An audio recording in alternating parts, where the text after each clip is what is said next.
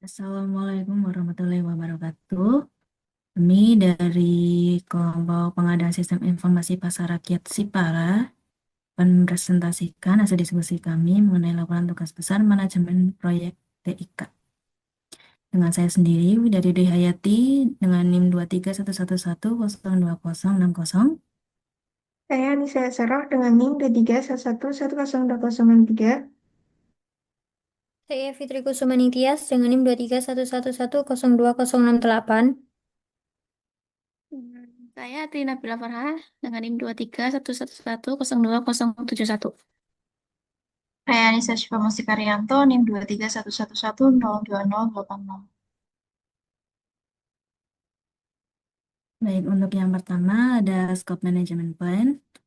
Untuk Scope Management Plan ini dibuat sebagai panduan pelaksanaan proyek Sistem Informasi Pasar Rakyat atau SIPARA yang dikembangkan untuk membantu pengelolaan data pedagang dan surat pemanfaatan tempat dasaran SPTD agar terintegrasi dengan sistem retribusi online. Dengan adanya sistem ini, pengelolaan pasar di Kabupaten Sleman diharapkan menjadi lebih efisien, transparan, dan mudah digunakan oleh petugas pasar maupun dinas. Pengelolaan ruang lingkup proyek dilakukan dengan menentukan batas pekerjaan sejak awal melalui scope statement, BBS, dan BBS Dictionary. Pendekatan ini digunakan agar semua pekerjaan sesuai dengan kebutuhan yang sudah disepakati, serta setiap perubahan yang muncul bisa dikontrol dengan baik supaya proyek tidak melebar dari rencana awal. Dalam proyek SIPARA, setiap pihak memiliki peran masing-masing. Project Manager bertugas mengatur jalannya proyek, memastikan ruang lingkup tetap sesuai rencana, dan mengelola perubahan. Project Sponsor berperan memberikan keputusan akhir, terutama jika ada perubahan yang berdampak besar. Tim teknis bertanggung jawab dalam analisis, pengembangan, dan pengujian sistem, sedangkan pihak dinas dan petugas pasar berperan sebagai pengguna yang melakukan uji coba dan memberi masukan.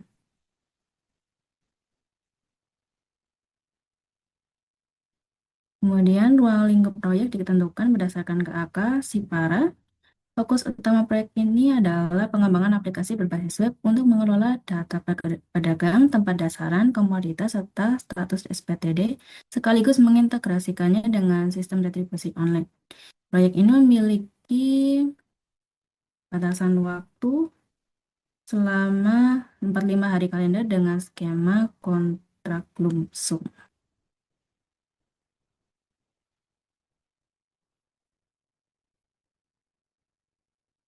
Tujuan proyek SIPARA adalah menghasilkan aplikasi web yang dapat membantu pengelolaan data pedagang dan SPTD secara terpusat, mempercepat proses administrasi, serta mengotomatisasi dokumen seperti perpanjangan, perubahan, dan pencabutan SPTD. Hasil akhir proyek berupa aplikasi SIPARA yang siap digunakan beserta dokumentasi pendukungnya. Untuk memudahkan pelaksanaan proyek, pekerja SIPARA dibagi ke dalam beberapa tahap melalui Work Breakdown Structure atau WBS. Proyek ini terdiri dari 3 fase utama, yaitu perancangan, pengembangan, dan pengujian. Dengan pembagian ini, setiap pekerjaan menjadi lebih jelas, terstruktur, dan mudah dikendalikan.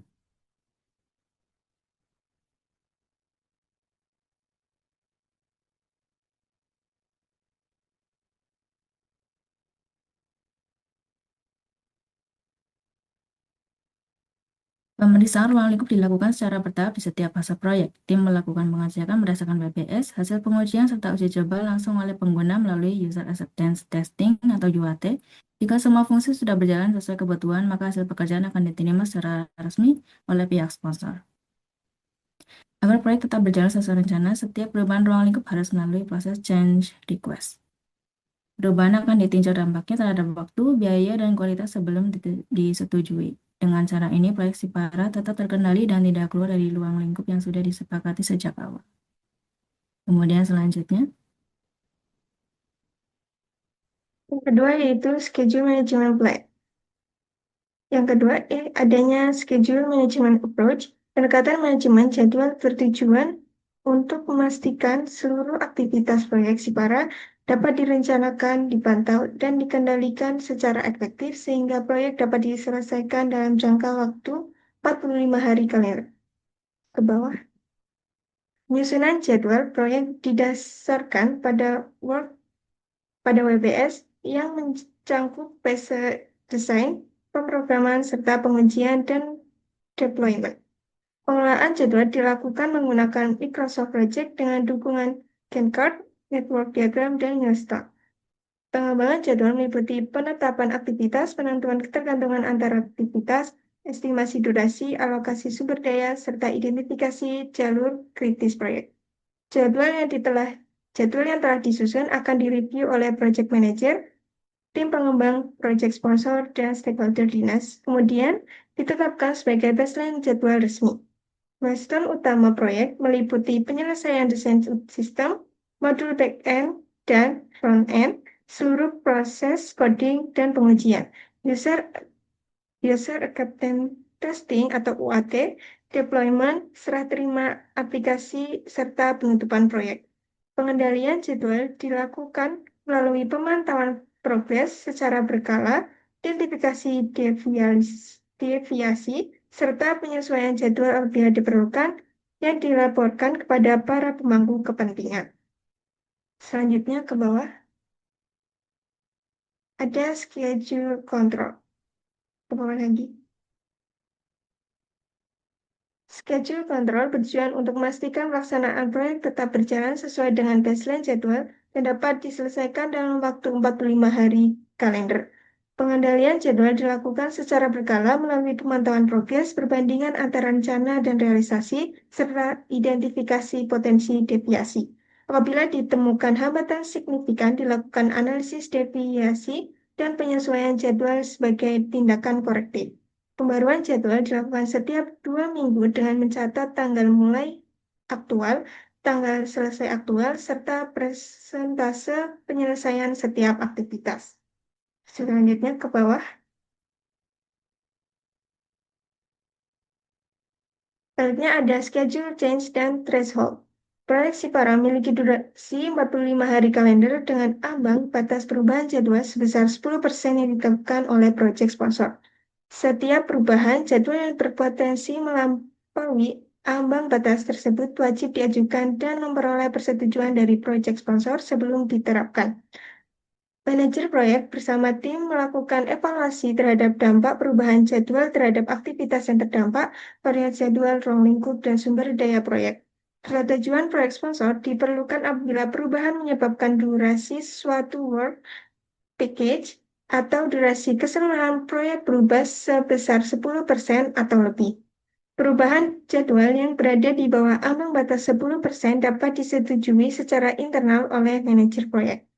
Setelah perubahan disetujui, manajer proyek bertanggung jawab untuk memperbarui jadwal, mengkomunikasikan perubahan, serta mengarsipkan seluruh dokumen perubahan secara sistematis. Ke bawah. Selanjutnya, scope change. Perubahan ruang lingkup merupakan kondisi terjadinya penambahan, pengurangan, atau modifikasi deliverables terhadap ruang lingkup dan WBS awal proyek. Setiap perubahan ruang lingkup yang telah disetujui oleh project sponsor harus dianalisis dampaknya terhadap jadwal, sumber daya, dan jalur kritis proyek.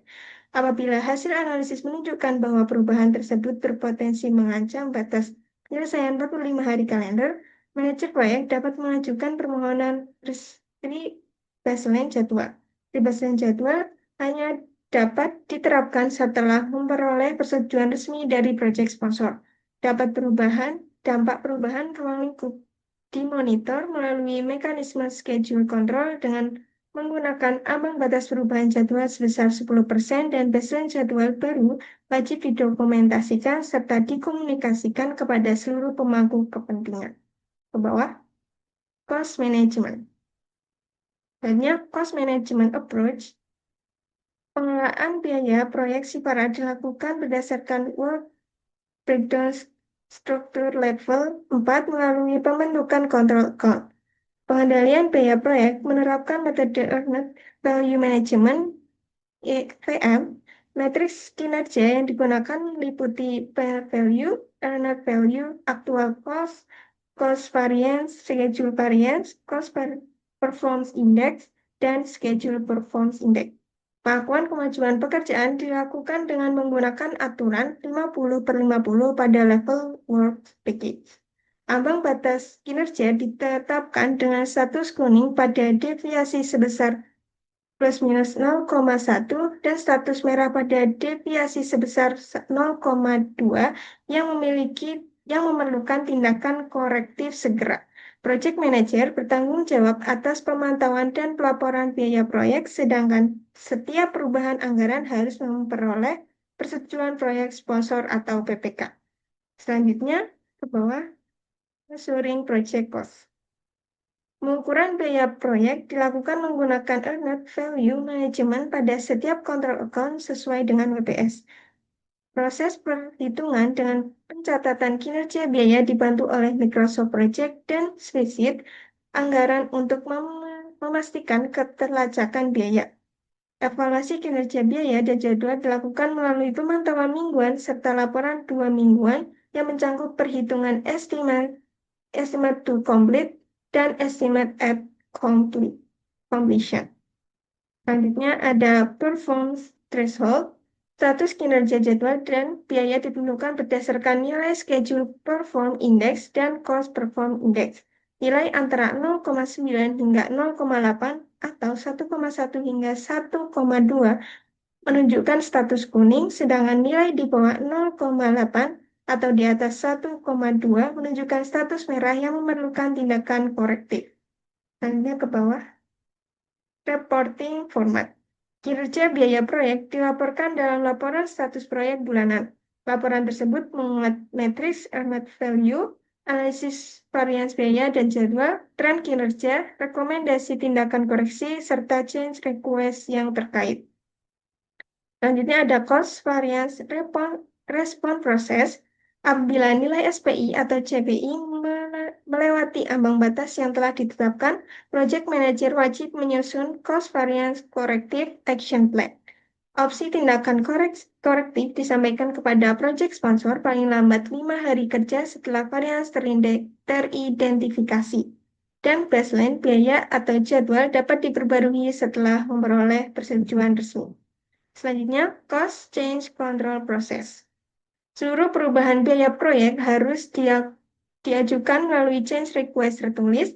Project Manager melakukan analisis dampak biaya menggunakan perhitungan ETC dan EAC, serta menyampaikan rekomendasi kepada project sponsor.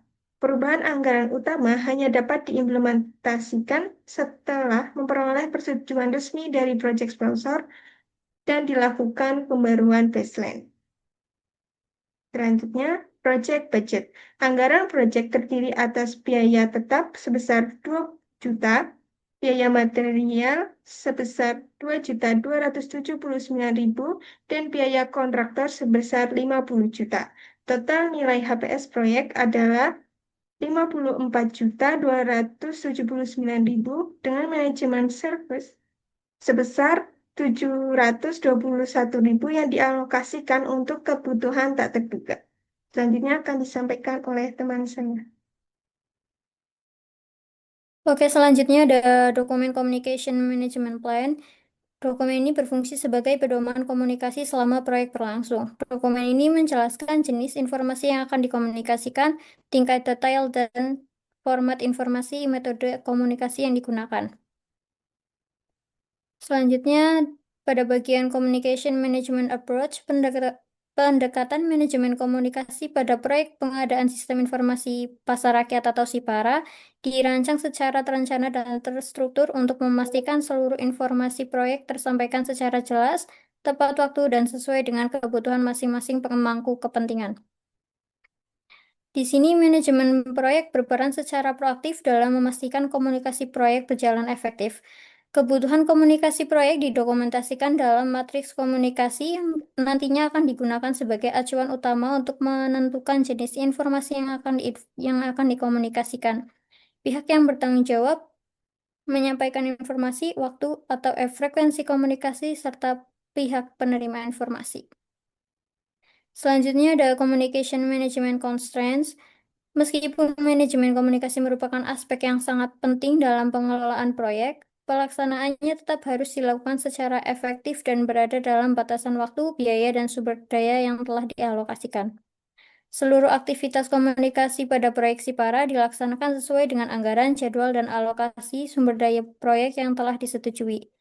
Manajemen proyek bertanggung jawab untuk memastikan bahwa kegiatan komunikasi dilakukan oleh tim proyek dan tidak menggunakan sumber daya eksternal yang dapat menyebabkan pembengkakan biaya di luar anggaran yang telah ditetapkan. Untuk frekuensi dan jadwal komunikasi proyek akan dilaksanakan sesuai dengan ketentuan yang tercantum dalam matriks komunikasi. Selanjutnya ada stakeholder communication requirement.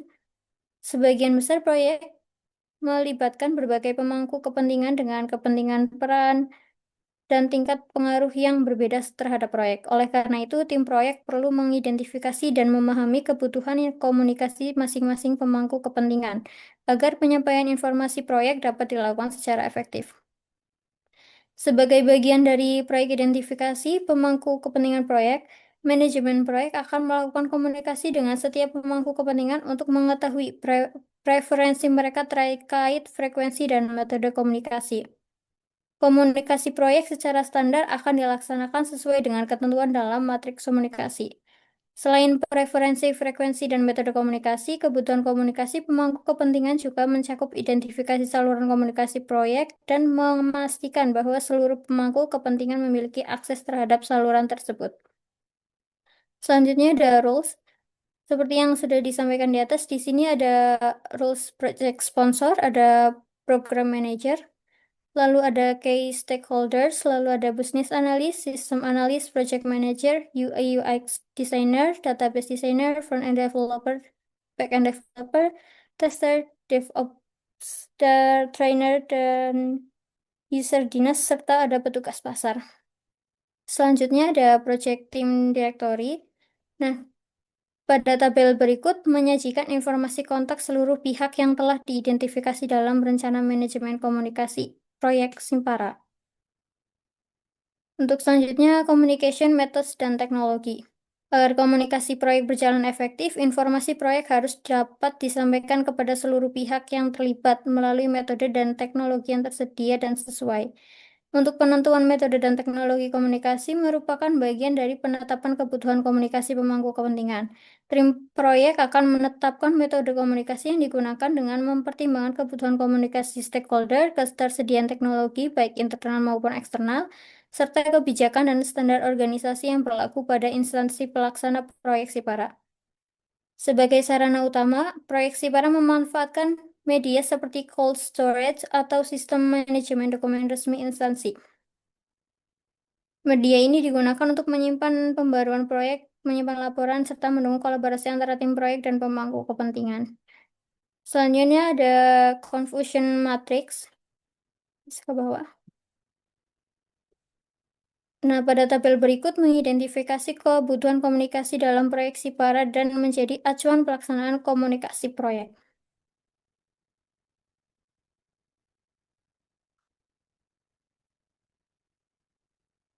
Selanjutnya ada communication flowchart. Pada communication flowchart ini, diagram alur komunikasi digunakan untuk memberikan representasi visual mengenai proses komunikasi dalam proyek.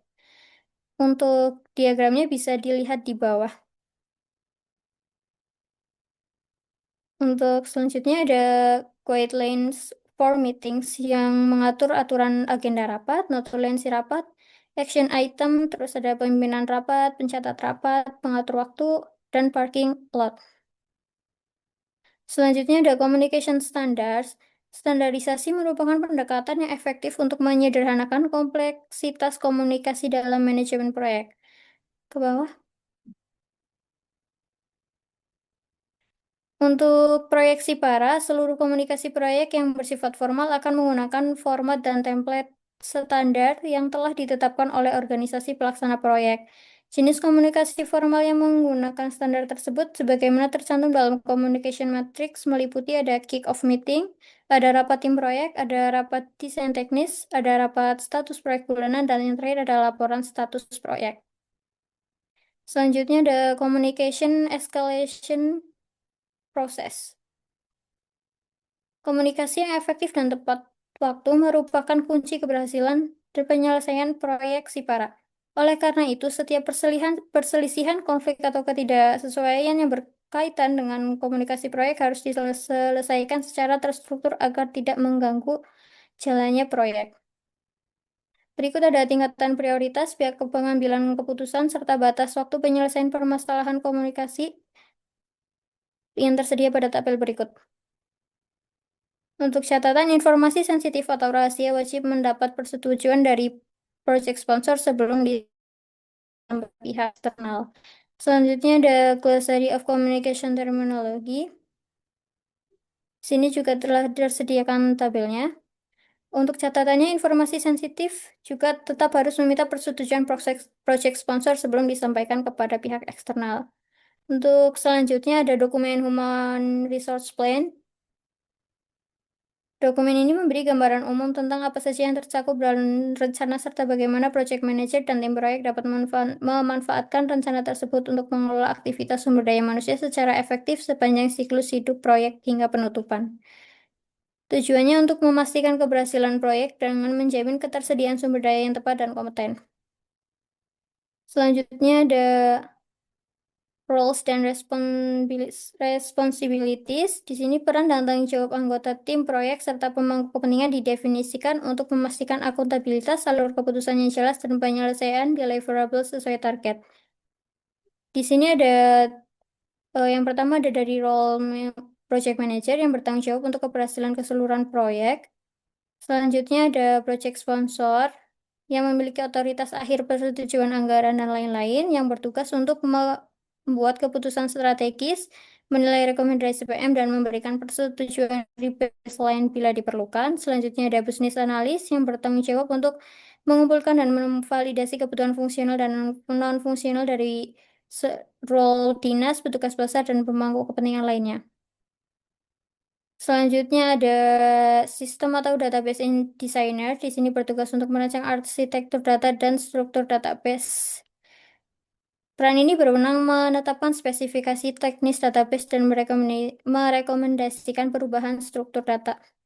Selanjutnya ada UI UX designer, bertanggung jawab untuk mendesain wireframe, mockup, dan prototipe antarmuka untuk admin dan pengelola pasar, serta memastikan konsistensi visual, aksesibilitas, dan pengalaman pengguna yang baik. Desainer dapat menyetujui tampilan akhir mockup dan mengusulkan perubahan UX berdasarkan hasil UAT. Selanjutnya ada back-end developer. Di sini bertugas untuk mengimplementasikan lapisan data dan API, mengembangkan logika bisnis untuk otomasi perpanjangan, peringatan pencabutan, serta integrasi dengan sistem retribusi online.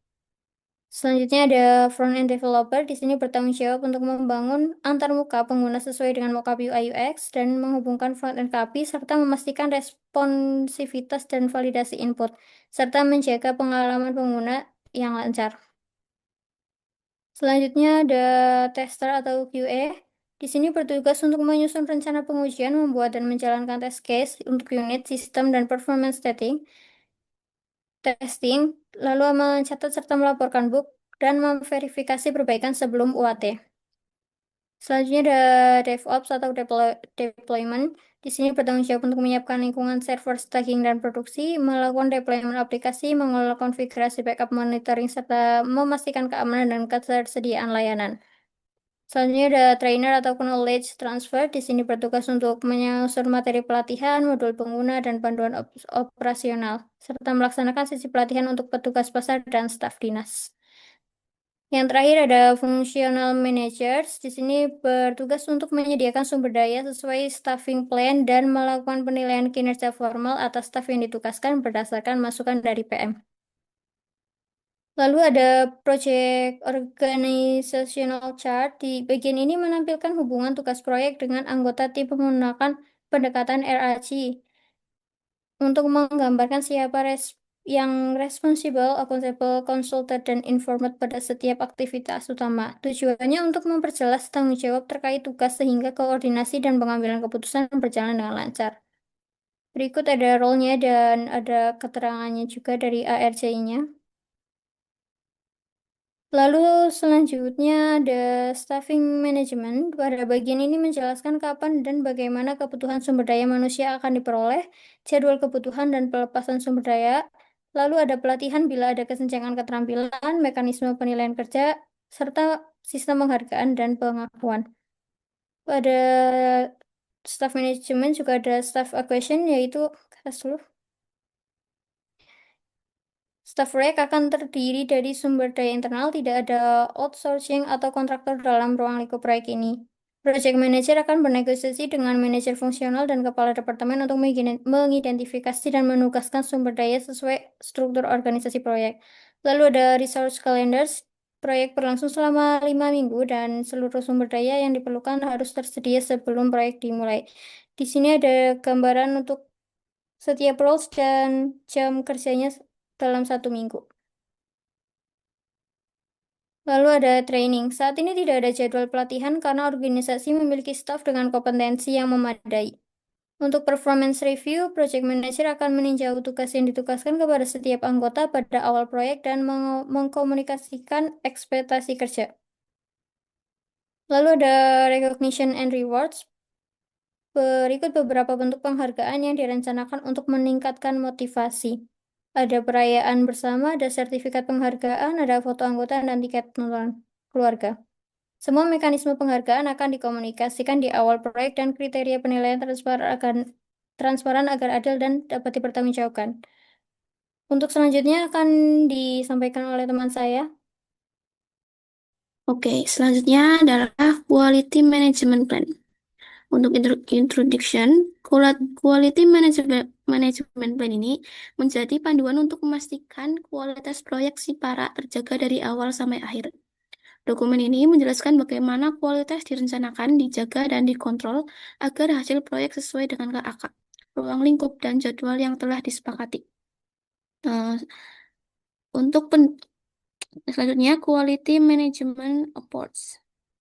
Dalam proyek Sipara, kualitas tidak hanya dilihat dari hasil akhirnya, tetapi juga dari proses pengerjaannya. Yaitu ada kualitas produk, yaitu fokus pada aplikasi Sipara yang berfungsi dengan baik, stabil, dan mudah digunakan. Lalu ada kualitas proses, yaitu memastikan seluruh tahapan proyek berjalan sesuai prosedur dan rencana. Pendekatan ini membantu mencegah kesalahan sejak awal dan memastikan hasil akhir benar-benar siap digunakan. Selanjutnya, oke. Selanjutnya ada manajemen kualitas akan dilaksanakan melalui 3 proses utama, yaitu quality planning, yaitu untuk merencanakan standar, kriteria, dan metrik kualitas. Selanjutnya ada quality assurance, yaitu untuk memastikan proses berjalan sesuai standar, dan quality control untuk menguji dan memastikan hasil sesuai harapan. Selanjutnya ada quality requirement atau standar.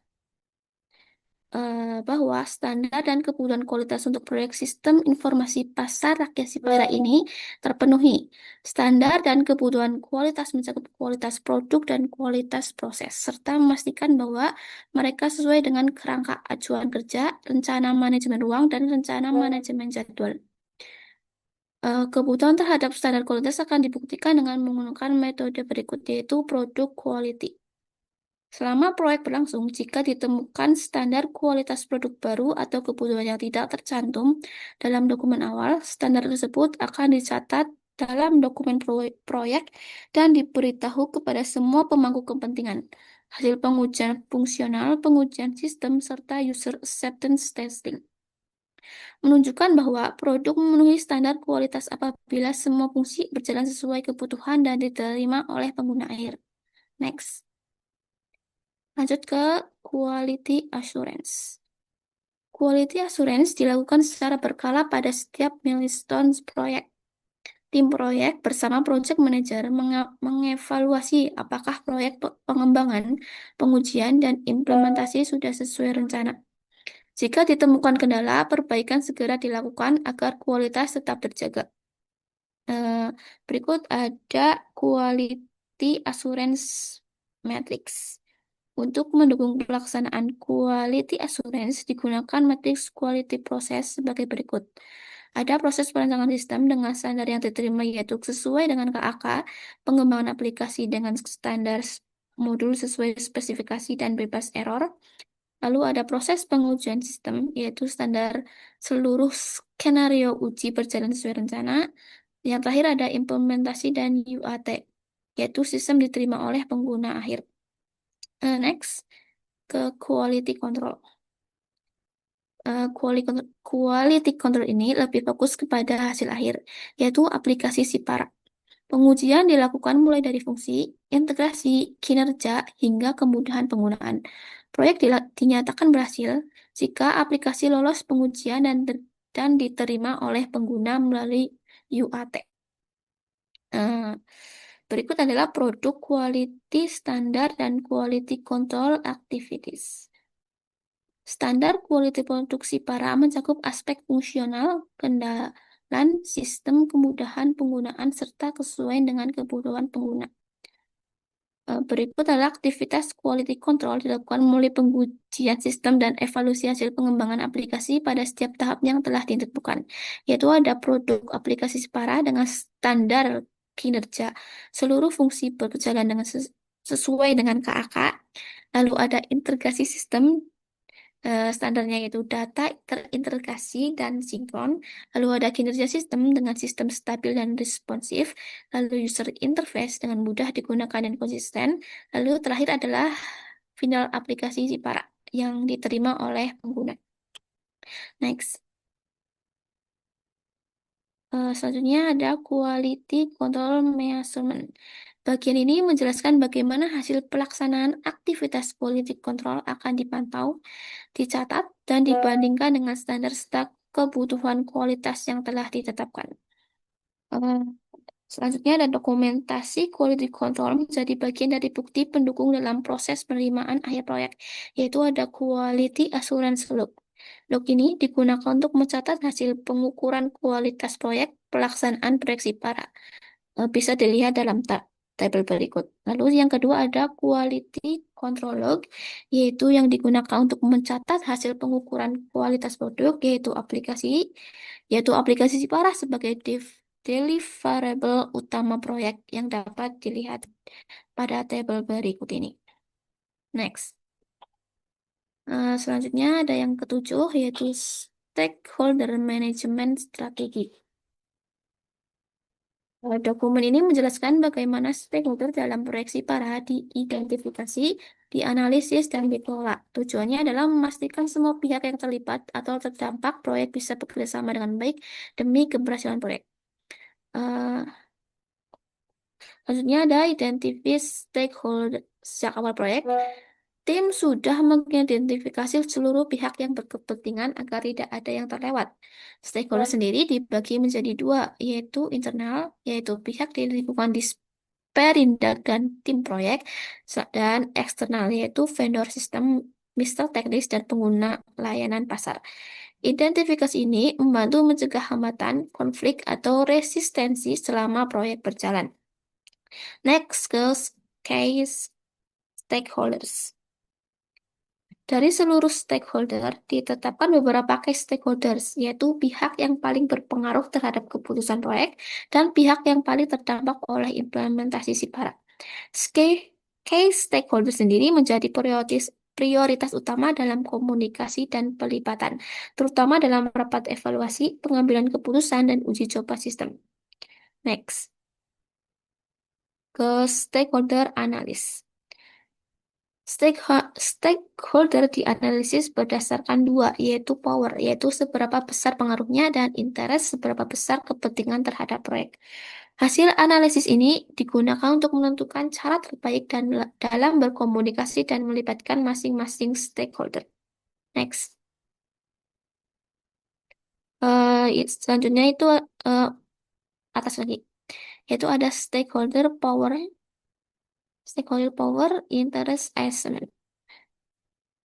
Berikut adalah tabelnya, lalu ada hasil analisis power interest berdasarkan pemetaan power interest pada tabel di atas.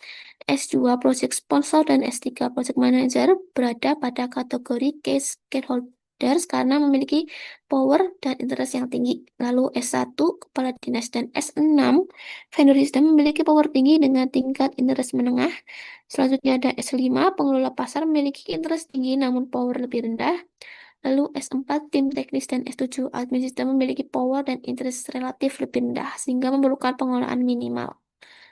Next. Next. Berdasarkan hasil analisis stakeholder dan pemetaan pada matriks power atau interest, tabel berikut digunakan untuk mendokumentasikan kekhawatiran stakeholder, tingkat keterlibatan, serta strategi pengelolaan yang diterapkan selama proyek berlangsung. Next. Selanjutnya adalah risk management plan yang akan dijelaskan oleh teman saya. Baik, selanjutnya adalah Risk Management Plan.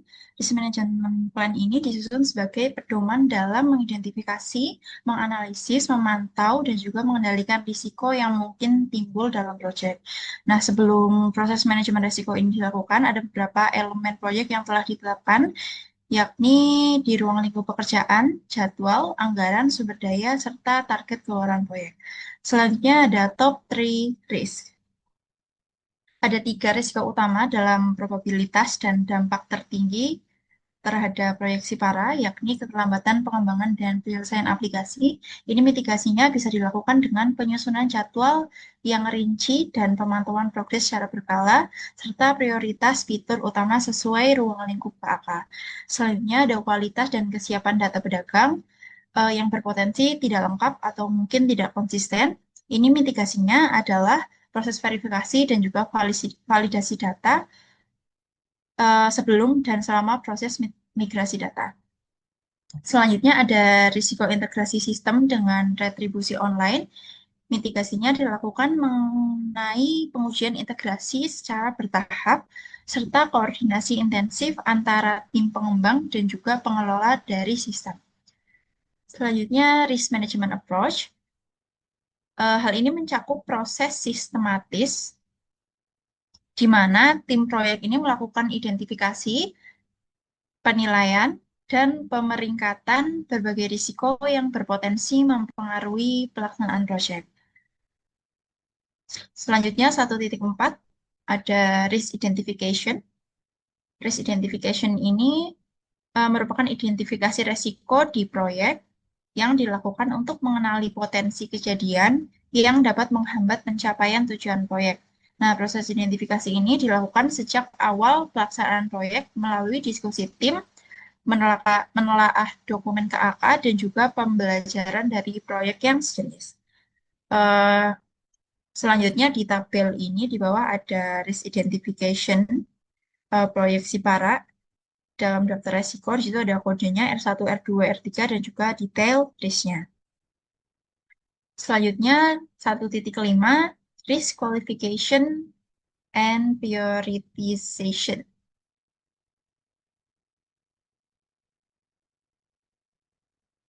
Nah, ini fungsinya untuk menentukan tingkat keparahan tiap resiko yang identifikasinya melalui fokus perhatian di mitigasi menggunakan memfokuskan perhatian dan juga sumber daya pada resiko yang paling berpotensi mengganggu tujuan proyek, seperti itu. Ada 2 parameter untuk resiko, yakni probabilitas dan juga dampak. Untuk probabilitas ini menunjukkan kemungkinan resiko selama siklus hidup proyek, skalanya dari rendah, sedang, dan tinggi. Lalu ada dampak resiko yang menunjukkan besarnya pengaruh resiko terhadap pencapaian tujuan. Di sini skalanya rendah, sedang, dan tinggi juga. Lalu ada penentuan skor dan prioritas resiko. Ini juga skalanya ada resiko tinggi, sedang, dan rendah. Selanjutnya 1.6 ada risk monitoring.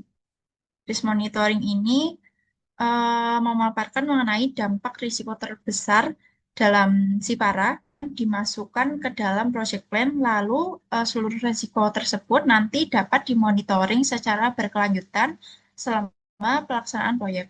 Nah, untuk penanggung jawabnya ini adalah risk manager. Selanjutnya poin 1.7 ada risk mitigation and avoidance.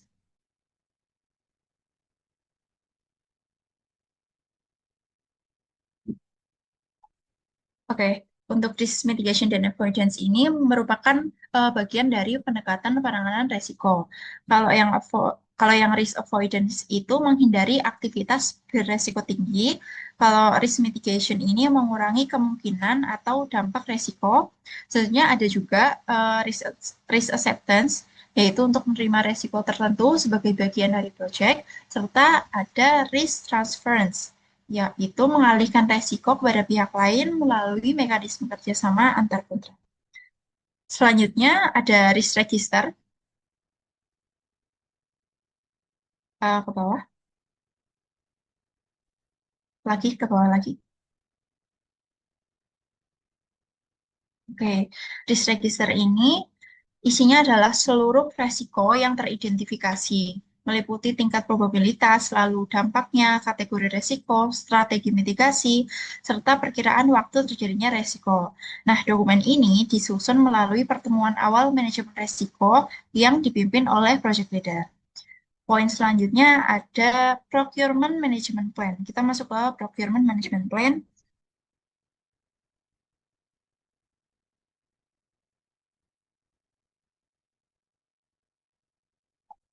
Baik, untuk procurement management plan ini merupakan dokumen yang disusun sebagai pedoman dalam mengelola seluruh aktivitas pengadaan pada proyek.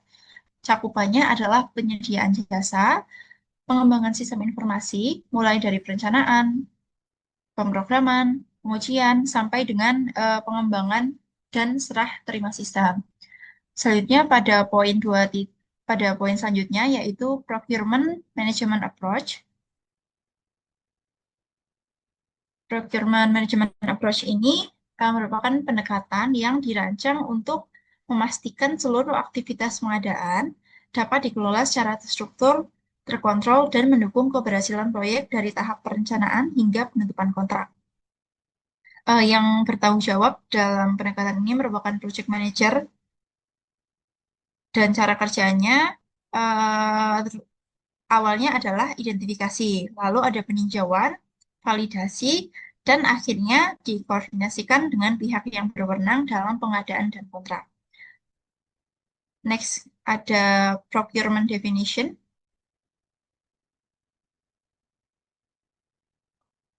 Procurement definition ini tujuannya untuk menjelaskan secara spesifik item dan layanan yang akan disediakan dalam proyek beserta kondisi pengadaannya dan waktu kebutuhannya. Di sini ada tabel daftar item dan layanan pengadaan dalam proyek Sipara. Di situ item atau servisnya ada jasa pengembangan sistem informasi, backend dan frontend, lalu jasa UI UX, dan di situ ada kolom justification yaitu dibutuhkannya untuk apa, dan needed by, kolom needed by yaitu dibutuhkannya pada fase apa, seperti itu. Next, di bawahnya ada tabel lagi, itu tabel penetapan otoritas persetujuan pembelian. Jadi nanti yang menyetujui ada dari project manager, project sponsor, dan juga PPK. Lanjut, ada type of contract to be used. Nah, ini memberikan kejelasan kepada pihak pengadaan dan kontrak mengenai mekanisme pengadaan, pembagian risiko, serta tanggung jawab antara pemilik proyek dan penyedia. Next, ada procurement risk.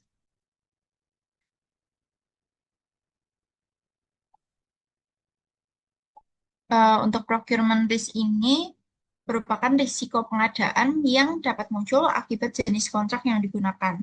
Seperti salah satunya ada karakteristik barang dan juga jasa yang disediakan, lalu ada rekam jejak vendor, dan juga ketidakpastian pada ruang lingkup, jadwal, dan anggaran proyek. Contohnya adalah beberapa nomor di situ, yakni konflik vendor dengan kontrak atau komitmen lain yang sedang berjalan sehingga berdampak pada prioritas pekerjaan. Selanjutnya ada procurement risk management.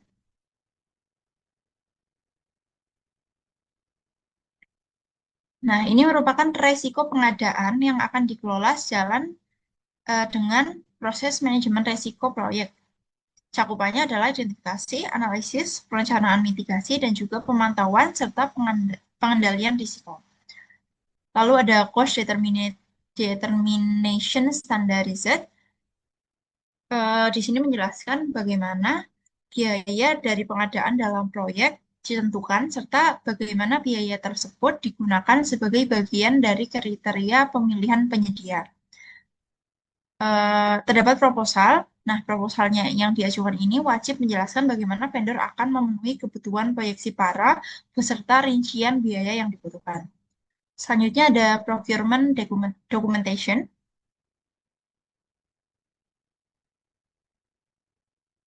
Procurement documentation ini merupakan penggunaan dokumentasi pengadaan yang terstandarisasi. Tujuannya untuk memudahkan koordinasi antar pihak yang terlibat dan memastikan bahwa seluruh aktivitas pengadaan dilakukan secara transparan, terdokumentasi, dan sesuai dengan ketentuan dalam suatu proyek. Ada beberapa dokumen standar yang diperlukan seperti template request for proposal yaitu RFP, lalu ada formulir evaluasi internal pembelian penyedia, NDA, dan yang lainnya. Lanjut ke bagian procurement constraints.